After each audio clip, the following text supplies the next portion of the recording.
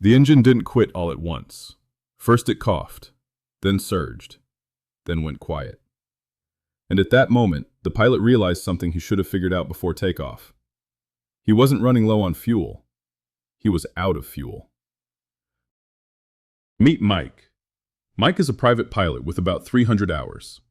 He's finishing up a weekend trip and preparing to fly home, about 250 nautical miles away. As he walks toward the fuel pump, he notices the price. It's painful. Nearly $1 a gallon more than at his home airport. Mike does some quick mental math. That's ridiculous. I'll just fuel up when I get home. Then another thought enters his mind. He's already running late. His wife is expecting him. Work starts early tomorrow. The longer he stays, the later he'll get home. So he looks at the fuel gauges. Looks good enough. No calculations. No fuel burn computation. No review of winds aloft. No reserve planning. Just a decision based on convenience. And that's where the trouble begins. Mike takes off. For the first hour, everything looks normal. But a stronger than forecast headwind develops. His ground speed drops. His fuel burn doesn't. Every minute he's in the air, he's burning fuel faster than his plan, which wasn't much of a plan to begin with. Soon he notices the fuel gauges getting lower than expected. A little concern starts creeping in. But instead of diverting, Mike does what many pilots do. He rationalizes. I'll make it. It's only another hour. The gauges are probably inaccurate. Besides, I'm almost home. The pressure to continue grows.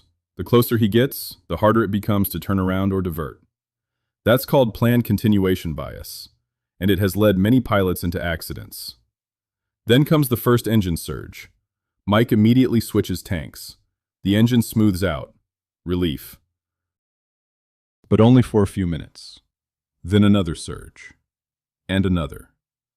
Now the truth is unavoidable. He's running out of fuel.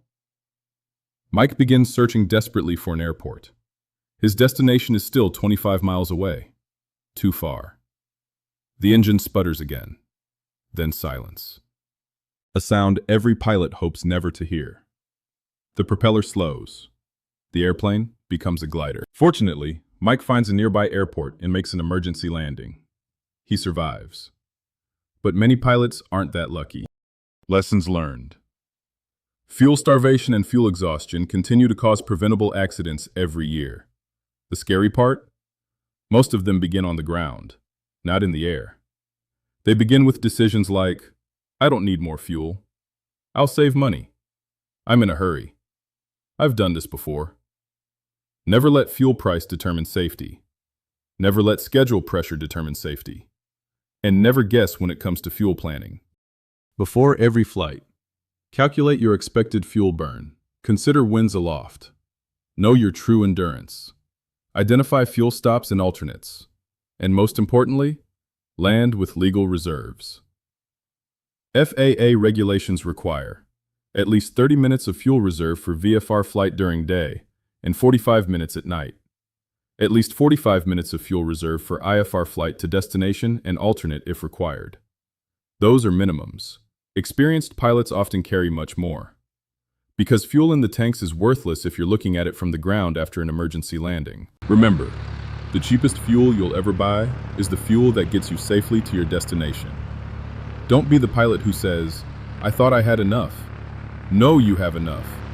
Fly safe. If your engine quit right now, would you remember the first 5 actions? Download my free emergency action pack, link in description. Subscribe to our channel and visit mystudentpilot.com for more life-saving emergency.